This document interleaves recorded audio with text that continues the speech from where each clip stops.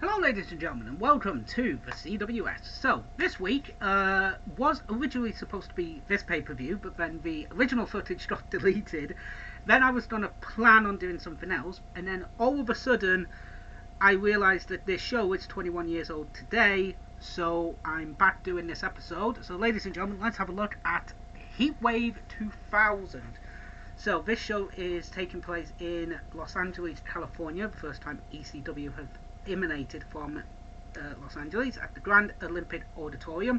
5,700 fans were in attendance for this show, and our main event sees Tommy Dreamer versus Just Incredible for the ECW title in a Stairway to Hell match.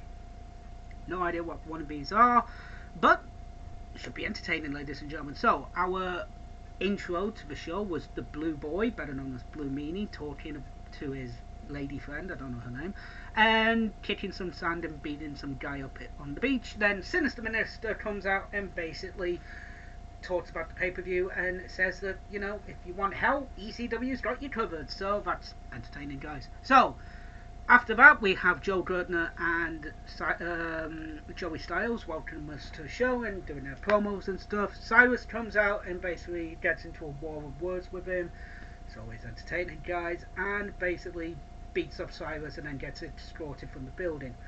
It's one of those things, this story would continue for a while. So that's, ladies and gentlemen, our first official matchup is Sally Graziano versus Balls Mahoney. So let's watch this. So we just had Balls Mahoney versus Sally Graziano. This was not good. This basically was chair shot, beat up by Sally, and then literally a bear hug slam into the ring for the win. Pretty much all that was. RVD talked about the Van Terminator and his match against Scotty Orton. My apologies. And we get right into our next matchup, which is a 6-man tag. Let's do this. So, 6-man tag. Kid Cash, Danny Doring and Roadkill versus Simon Diamond, C.W. Anderson and Johnny Swinner. It was just a bog standard 6-man tag. It was entertaining. Kid Cash and Johnny Swinner stood out to me as the wrestlers at the match. It was very entertaining. Simon and Swinner attempted to hit the problem solver on Doring, but then Cash saved him. Doring hit the Wham Bam Thank You Ma'am on Diamond, and then Kid Cash hit the Moneymaker on Swinner for the win. It was a good official opening contest, and yeah, it was entertaining, guys. So then we have Rhino talking about his matchup with the Sandman, getting into the Sandman's head, or trying to, which is always entertaining. And now, ladies and gentlemen, Jerry Lynn versus Steve Corino. Let's do this. So we just had Steve Corino versus Jerry Lynn, and I have to admit, this was a good match between Corino and Lynn. Corino gets busted open hard way, like he gets bloody fast. Not a very good sign, to be honest, ladies and gentlemen. He bleeds like a stuffed pig in this match. Very entertaining though. I mean, the way he was able to still wrestle in this match was bloody impressive. Lynn basically puts war paint on his face and then like dye in Corino's blood. Ooh, like wow, that's a bit extreme. But it kind of told a story with this match because Jerry Lynn is now the new King Show because he beat Rob Van Dam for the first time in 2 years. So it kind of plays into that story. This was a good match. Lynn gets the win after hitting the cradle pile driver. A lot of near falls. A bit of interference from Jack Bitchery, but that can't be helped. But yeah, as a standalone match, this was good. Then we have Sandman coming out to express his anger with Rhino. Rhino attacks him, tries to give a swirly to Sandman's wife, and then they have a pull-apart brawl. Then, ladies and gentlemen, Dawn Marie joins the guys at commentary. Not a fan of Dawn Marie, especially in this time. She was just playing this ditzy character. Not a good thing, if I'm honest, ladies and gentlemen. But we're going to have New Jack come out, and he's been attacked by the Boldies. Great. So let's see where this leads to, ladies and gentlemen. So we've literally just had the Boldies versus Chris Cheney and Nova. This was, I gotta admit, this was not good, ladies and gentlemen. Basically, nothing of note between this match. Nova hits the 3rd degree on DeVito, and Chris Cheney hits the Amityville Horror on Angel, and then they both hit the tidal wave for the win. nothing match, to be honest with you. The Boldies are Tony DeVito and Angel, just so you guys know. But yeah, it was okay to a point.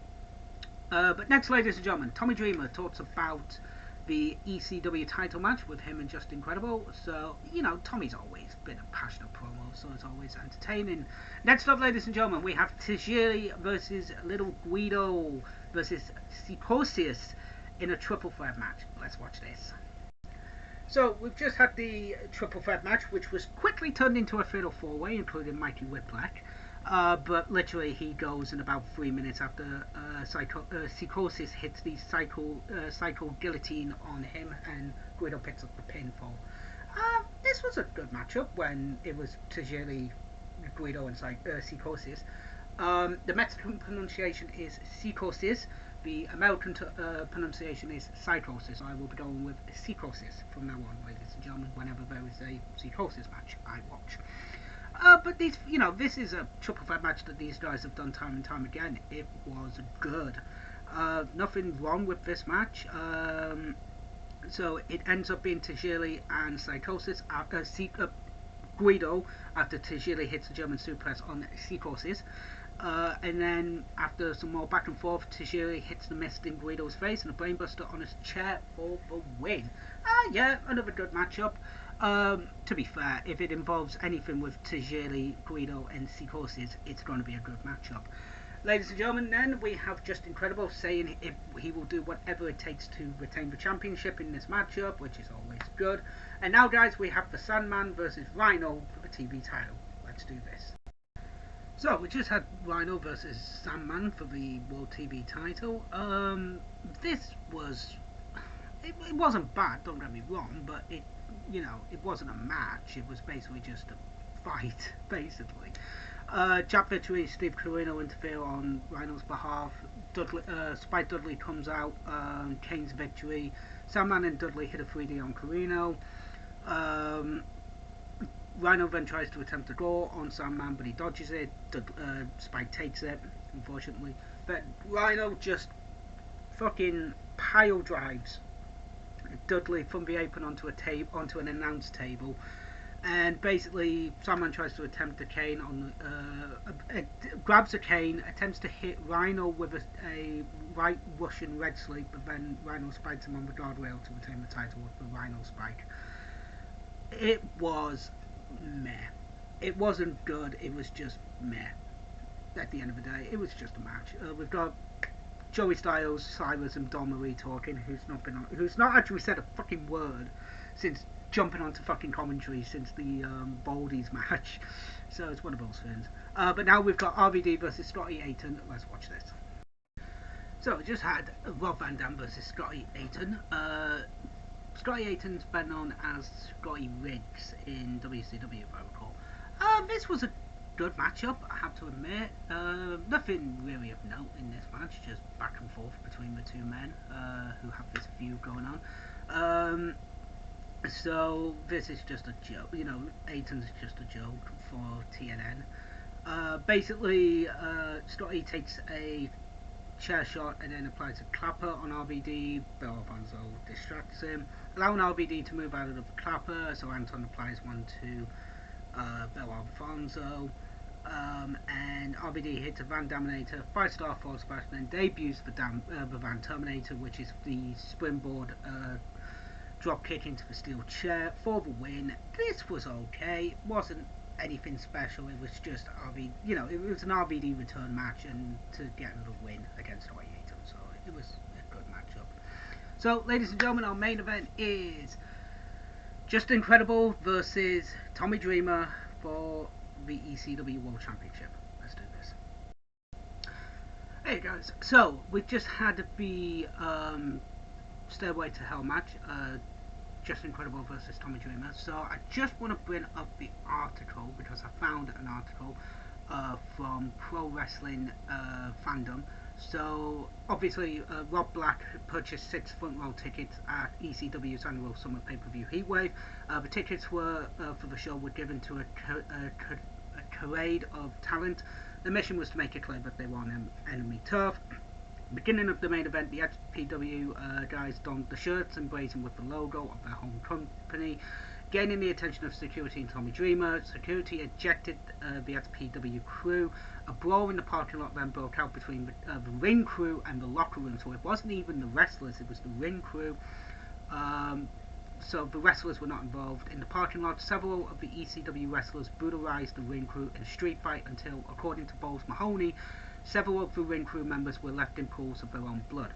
Initial reports claims that Chrissy Mist somehow touched Francine and that promoted the incident, but Francine herself has since gone on record in saying that she was never grabbed in or in any other way touched by any of the XPW crew, and other eyewitnesses supports the story that Francine never had a hand laid on her.